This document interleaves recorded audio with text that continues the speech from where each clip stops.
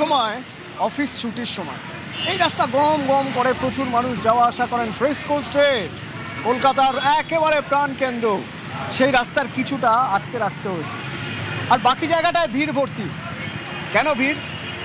মানুষ দেখছেন এই সেই বিল্ডিং, হ্যাঁ এই সেই বিল্ডিং যেখানে 5টা তলায় এখনো পর্যন্ত জানা যাচ্ছে অন্তত 7-8টা তো বটেই হোটেল ছিল। মানে ভাবুন এক একটা ফ্লোরে তাহলে কতগুলো হোটেল ছিল, 4-5টা রুম একটা হোটেল।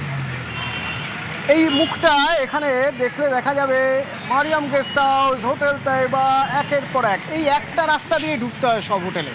মানে হোটেল মানে আপনি ঢুকছেন হোটেলে, হোটেলের সামনে নাম লেখা রয়েছে, এখানে খুঁজে পাবেন না যে আপনি কোন হোটেলে আসলে ঢুকতে চাইছেন। ঢোকার রাস্তা একটাই, বেরোনোর রাস্তা একটাই। এর মধ্যেই এক একটা ফ্লোরে ডান দিকে বাঁ দিকে অ্যারো দিয়ে দেখিয়ে দেওয়া আছে অমুক হোটেল অমুক দিকে, অমুক হোটেল অমুক দিকে। ঠিক তেমনই এক হোটেল, যে হোটেলে রুম ভাড়া নিয়েছিলেন যারা, তাদের মধ্যে থেকে 9 জন আজ জাস্ট নেই হয়ে গিয়েছে। গতকাল রাতে আগুন লাগে, রুমের মধ্যেই নিঃশ্বাস বন্ধ হয়ে গিয়ে মারা গেল। তাদের মধ্যে এক শিশুও ছিল, আর ছিল একজন 19 বছরের এক যুবক ছিলেন, যিনি কাজ করতে এসেছিলেন এখানে। না, তিনিও বাঁচেন। ভিন রাজ্য থেকে আসা সেই মানুষটিও চলে গেছে। এর দায় কার? এ নিয়ে প্রশ্ন তো উঠবেই।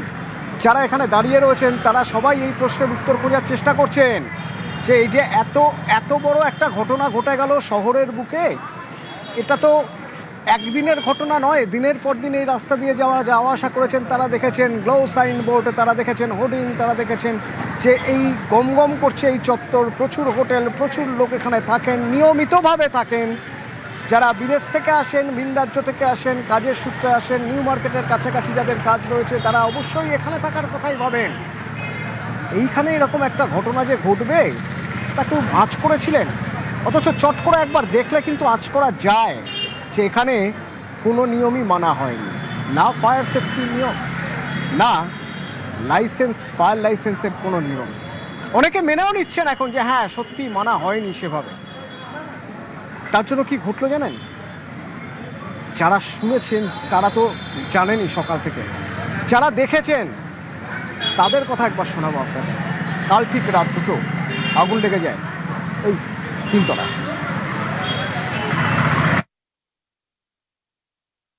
আমরা রুমে শুয়ে রয়েছি, দেখলাম যে হাউকাউ বেরিয়ে আসলে দেখলাম যে উপরে আগুন লেগেছে। নিচের হোটেলে ছিলাম, 2nd ফ্লোরে লেগেছে। বেরিয়ে এসছি আমরা, ভালোই দেওয়া হয়েছিল, আনুমানিক 2টা। দমকল এসে কাজ করেছে? হ্যাঁ, সাথে সাথে। রাত 2:30 হবে, দরজা খুব জোরে ধাক্কাচ্ছিল, তো এত জোরে আমরা ভয় পেয়ে গেছিলাম। আমাদের যে হোটেল বয় ছিল সে বলতেছে ভাইয়া তাড়াতাড়ি বের হন, বিল্ডিং এ আগুন লাগছে। তো আমরা তাড়াহুড়া করে বাচ্চা নিয়ে আমরা নেমে পড়ছি। হোটেল বয়ের তৎপরতায় আমরা আসলে বেঁচে গেছি। যদি উনি এভাবে না করতো তাহলে হয়তো আমরাও এই মানে মৃত্যুর শিকার হতে পারতাম। হওয়ার জন্য বাইরে আসার পর অনেকটা শ্বাসকষ্ট হয়ে গেছে। 2nd ফ্লোরে আগুন লাগছে, তো ওই 2nd ফ্লোরে যারা ছিল তারা হয়তো রুমের থেকে বেরোতে পারে নাই। আর 4th ফ্লোরে যারা, ওরা কিছু ছাদে উঠছে, দেখলাম যে ফায়ার ব্রিগেড আসছে, আয়শা মানে উদ্ধার করছে। 4 নম্বরে একজন ছিল, উনি মোবাইল দিয়ে বারবার বলতেছে হেল্প হেল্প। ফায়ার ব্রিগেড গিয়ে গ্লাস ভেঙে ওনাদের মা এবং ছেলেকে বের করে আনছে। 4th ফ্লোরে কোনো অ্যালার্ম বেজেছে? ফায়ার ফাইটিং সিস্টেম কিছু দেখেছে? না, এরকম কিছু চোখে পড়ে নেই। আমরা ঘুমাতে গেছি, তখন হইচই শব্দ শুনে আমরা রুম থেকে বের হই। রুম থেকে বের হওয়ার পর দেখি উপর থেকে লোক নামতেছে, অনেক ধোঁয়া হচ্ছে। ধোঁয়ার সাথে সাথে মানুষ চিৎকার চেঁচামেচি করতেছে, তখন আমরা বাইরে চলে আসি। কিছু কিছু লোক আহত অবস্থায় বের হয়েছে। আমরা তো নিচের রুমে ছিলাম, তার জন্য আমরা আতঙ্কিত হয়ে পড়েছি। গুরুতর অসুস্থ অবস্থা, মুমূর্ষু অবস্থায় বের করা হয়েছে। ম্যাক্সিমাম বাংলাদেশ ছিল। তাদের উপরের ফ্লোরে যারা ছিল তারাও বলেছে যে সবাই ম্যাক্সিমামই বাংলাদেশি ছিল, কিন্তু তারা যে ছিল এরা বের হতে পারেনি, এটাই শুধু তারা বলতেছে। দমকল সাথে সাথেই চলে আসছে। ছাদেও কিছু লোক উঠে গিয়েছিল, পরে ধীরে ধীরে দমকল বাহিনী লোকজন তাদেরকে নামিয়ে নিয়ে আসে। আগুন 2:30-3টার দিকে মতন লেগেছে। ধোঁয়ার সাথে সাথে মানুষ চিৎকার চেঁচামেচি করতেছে, তখন আমরা বাইরে চলে আসি। फायर की सिर्फ कुछ नहीं है, होटल वाले कुछ करना नहीं मांगते हैं। एप्लीकेशन भी डाला हुआ है फायर में, नहीं अभी तक नहीं आया वैसा कुछ। সব ইলিগাল করেছে, আগে কমপ্লেনও করা হয়েছিল। ভাবুন একটা বিল্ডিং, সেই বিল্ডিংয়ে রেস্তোরাঁ, সেই বিল্ডিংয়ে সুপার মার্কেট, সেই বিল্ডিংয়ে ফ্ল্যাট, মানে যারা এখানকার যিনি মালিক এই বিল্ডিংয়ে তিনি থাকেন এখানে আবাসিক, আবার সেই বিল্ডিংয়ে হোটেল, একটা নয় অনেকগুলো।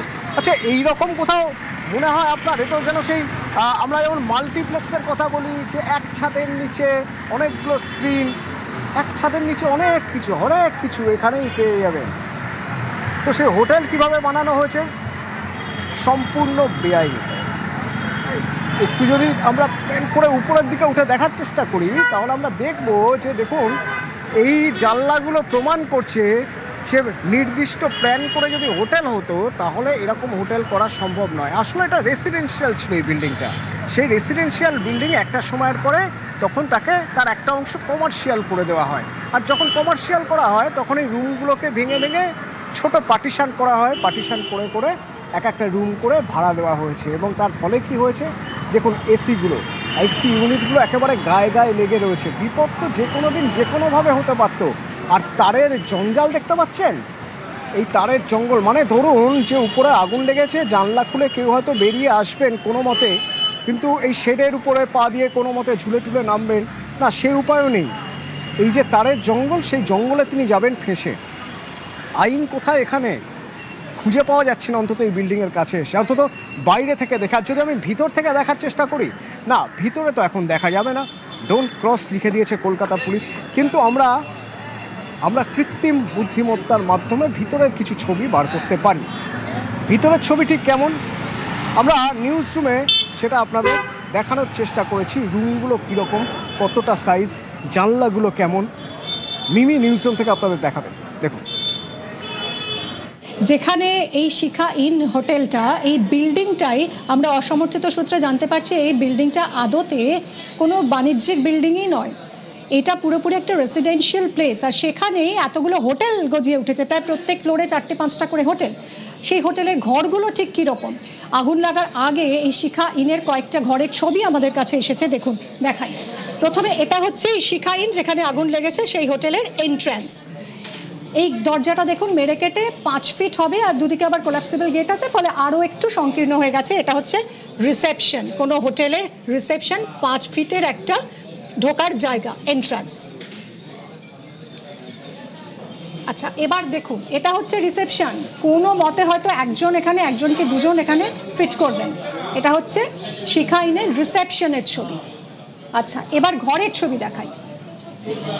দেখুন এই হচ্ছে একটা বেডরুম, একটা বেড রয়েছে, দেয়ালের সঙ্গে বেড শেষ, রুম শেষ, বেডের সঙ্গেই আবার দেয়াল, মানে কোনো মতে দুজন শুতে পারবেন এই সাইজের একটা বেড, আর সেই বেডের দুপাশেই দেওয়াল। কতটা ছোট্ট ঘুপচি ঘর, এই পাশে একটা ছোট জানালা রয়েছে। এই ঘরে তবু একটা জানালার তো দেখা মিলছে। আর একটা ঘর দেখাই, দেখুন এই ঘরটা দেখুন, বেড, পা ঠেকে যাচ্ছে, এখানে একটা ডেস্ক মতন বানানো রয়েছে, সেখানে পা ঠেকে যাচ্ছে। আর জানলা, এটাকে আপনি জানলা বলবেন? এইটুকু একটা ঘুপছি, একটা ভেন্টিলেটরের মতন, এই হচ্ছে জানলা, এই হচ্ছে রুমের সাইজ। এখন প্রশ্ন হচ্ছে যে যদি রেসিডেন্সিয়াল প্লেস হয়ে থাকে তাহলে কি করে হোটেল তৈরি হয়? এক্ষেত্রে বেনিয়ম। আর যদি এটা কমার্শিয়াল প্লেসই হয়ে থাকে, হোটেল হয়ে থাকে, তাহলে হোটেল তৈরির জন্য তো বেশ কিছু নিয়ম থাকা দরকার। সেই নিয়ম কোথায়? কারণ পুরোটাই এখানে বেনিয়ম। এখানে কোনো সিঁড়িও নেই, যেরকম সুদীপ্ত আমাদেরকে বলছিল যে কোনো সিঁড়ি নেই, কারণ সিঁড়ি করার মতন কোনো স্পেসই নেই। একটা লোহার সিঁড়ি, প্যাঁচানো লোহার সিঁড়ি, সেটা নাকি একটা হোটেলের সিঁড়ি। ছত্রে বেনিয়ম স্পষ্ট হয়ে গেছে এই শিখা ইনে। আমরা খুব দ্রুত স্পটে আসতে পেরেছি বলেই 80 জনকে রেস্কিউ করতে পেরেছি। প্রত্যেকটা রুমের যেরকম অবস্থা, সব লোক মারা যেত, সবাই। আপনারা কোনো এফআইআর করছেন? নিশ্চয়ই হবে, পুলিশ করছে, আমরা করছি। তদন্ত কমিটি গঠন নিশ্চয়ই হবে। সমস্ত হোটেল এবার পরিদর্শন করা হবে, কারা এর পিছনে যুক্ত, কারা এই হোটেলের পারমিট দিয়েছে, ট্রেড লাইসেন্স দিয়েছে, পূর্বতন সরকারের কারা কারা দায়ী, সব দেখা হবে। আগুন 2:30-3টের দিকে মতন লেগেছে। ধোঁয়ার সাথে সাথে মানুষ চিৎকার চেঁচামেচি করতেছে, তখন আমরা বাইরে চলে আসি। फायर की सिर्फ कुछ नहीं है, होटल वाले कुछ करना नहीं मांगते हैं।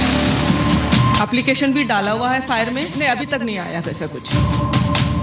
সব ইলিগাল করেছে, আগে কমপ্লেনও করা হয়েছিল।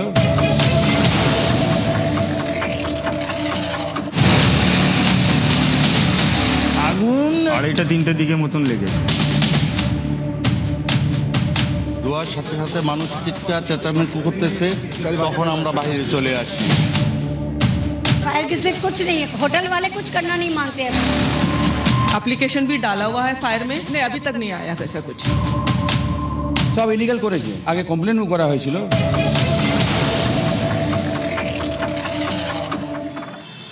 এই বিল্ডিংয়ে ছিল হোটেল শিখাইন। এই শিখাইন হোটেলের যিনি মালিক, তার আরেকটা হোটেল আছে, সেই হোটেলটার নাম যাপন।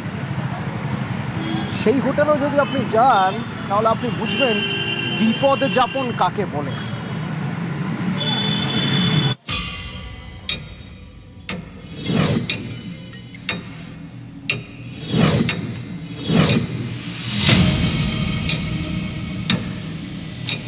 যে হোটেলে অগ্নিকাণ্ডের ঘটনা ঘটেছে সেই হোটেল মালিকের অপর একটি হোটেল রয়েছে ঠিক ওই অগ্নিকাণ্ডের দুর্ঘটনা ঘটা যে হোটেলটি তার ঠিক বিপরীত দিকে।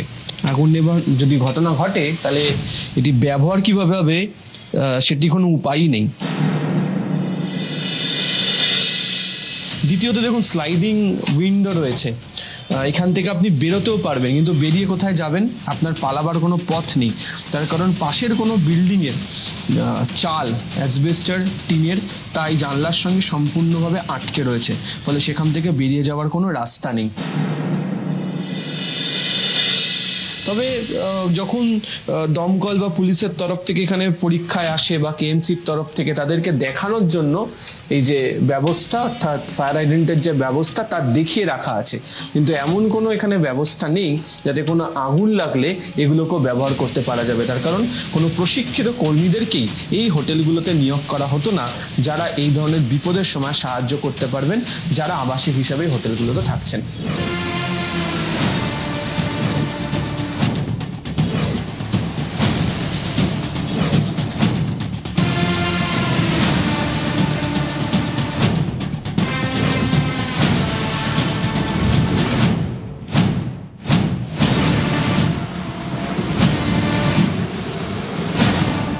মির্জা গালিব স্ট্রিটের অপর একটি হোটেল, ধরুন এই হোটেলের যা ব্যবস্থা তাতে আগুন লাগার ঘটনা যদি ঘটে, আমি যে ফ্লোরে দাঁড়িয়ে রয়েছি সেখান থেকে কোনো ব্যক্তি যদি মনে করেন যে তিনি ছাদে গিয়ে নিজের প্রাণ রক্ষা করবেন বা সেখান থেকে অন্য উঠে এগোতে চেষ্টা করবেন, সেখানকার কি অবস্থা দেখুন। এই যেটা যদি ঘর হয়, ঘর থেকে বোর্ডার বেরোনোর পর এই সামনেই হচ্ছে এরকম একটি লোহার যে যাকে বলা হয় স্পাইরাল স্টেয়ারকেস বা ঘোরানো সিঁড়ি, সেটি এক্ষেত্রে রয়েছে। তো এটা দিয়ে যখন আপনি ছাদে গিয়ে পৌঁছবেন তখনও আপনার সাহায্য চাওয়ার বা সাহায্য পাওয়ার মতো কোনো বিষয় এক্ষেত্রে নেই। তার কারণ অত্যন্ত ঘিঞ্জি এবং ঘন জনবসতিপূর্ণ এলাকা। এবং এই যে হোটেলের গোটাটা ঘিরে দেখুন, দেখুন এসির আউটডোরগুলো এখানে রাখা রয়েছে, আর তার পাশেই রয়েছে হচ্ছে অ্যাসবেস্টার এবং টিনের চাল এখানে রয়েছে, এবং কোনো দিক থেকে এমনি পালাতে পারবেন না। তার কারণ গা ঘেঁষাঘেঁষি করে একাধিক বিল্ডিং যেভাবে দাঁড়িয়ে রয়েছে এবং তারের জট, এবং যে বিল্ডিংয়ের ছাদে আমি দাঁড়িয়ে রয়েছি ঠিক সামনে যে নীল সাদা বাড়িটি দেখতে পাওয়া যাচ্ছে ওটাই হচ্ছে রাজ্যের দমকল দফতরের অফিস, বা অনেকেই বলা হয় এটাকে দমকল দপ্তরের হেডকোয়ার্টার। ফলে কোনো দিক থেকেই ছাদে উঠেও যে আপনি আপনার বিপদ থেকে রক্ষা পেতে পারবেন সেই সম্ভাবনাও নেই।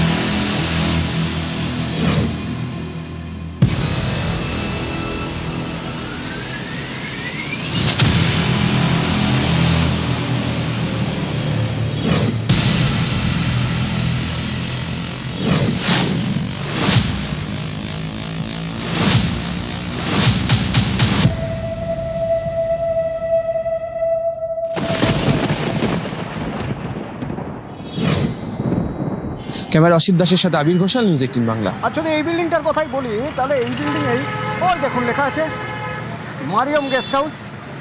এই মারিয়ম গেস্ট হাউসও এই একই বিল্ডিংয়ে, যেখানে শিখা ইন, যেখানে আরও অনেক হোটেল ছিল বা এখনও আছে। তো এই মারিয়ম গেস্ট হাউসের মালিক এক অদ্ভুত কথা বললেন আমাদের। বলছেন আসলে এটা রেসিডেন্সিয়াল বিল্ডিং ছিল, তো এখানে ফায়ার সেফটির কারও কোনো হোটেলেরই কোনো লাইসেন্স নেই। ভাবা যায় একবার, এটা ছিল একটা রেসিডেন্সিয়াল বিল্ডিং, সেই রেসিডেন্সিয়াল বিল্ডিং পরে কমার্শিয়াল করা হয়। তো যখন কমার্শিয়াল করা হবে তার কিছু নির্দিষ্ট নিয়ম আছে, কিছু নথি জমা দিতে হয় এবং সেখানে কিছু স্ক্রুটিনি হয়। তারপরে সেখানে পরিদর্শনে আসেন যারা ফায়ার সেফটি অফিসাররা, তারা পরিদর্শনে আসেন। সেসব কিছু হয়নি, তার কারণ লাইসেন্সের কোনো বালাই ছিল না। এবং শুধুমাত্র একটা দুটো হোটেলের ক্ষেত্রে নয়, তিনি বলছেন তার হোটেলেরও নেই এবং এই বিল্ডিংয়ে যে কটা হোটেল আছে কারোরই কোনো ফায়ার সেফটি লাইসেন্স নেই। এবার ভাবুন, দিনের পর দিন এই হোটেলগুলো চলছে কোনো রকম কোনো ফায়ার সেফটি লাইসেন্স ছাড়া, কোনো নিয়মের বালাই নেই। এবং তিনি অবশ্য দাবি করছেন যে তিনি আবেদন করেছিলেন ফায়ার সেফটি লাইসেন্সের জন্য, কিন্তু যেখানে আবেদন করেছিলেন সেখান থেকে কোনো উত্তর নাকি মেলেনি। হোটেল কি আর বন্ধ রাখা যায়? হোটেল তো চালাতে হবে, তাই তারা হোটেল চালিয়ে গেছেন দিনের পর দিন এইভাবেই।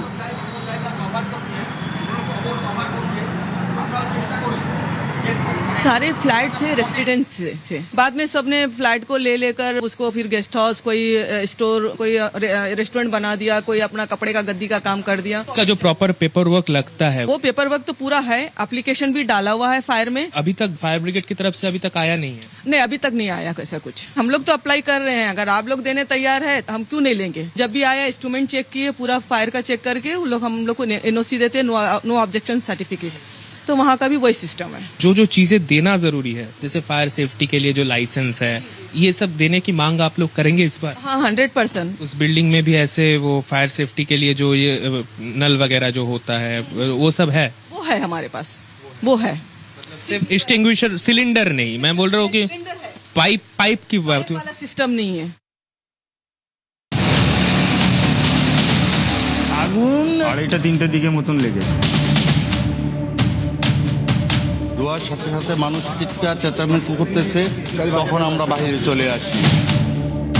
फायर की सिर्फ कुछ नहीं है, होटल वाले कुछ करना नहीं मांगते हैं। एप्लीकेशन भी डाला हुआ है फायर में। नहीं, अभी तक नहीं आया ऐसा कुछ।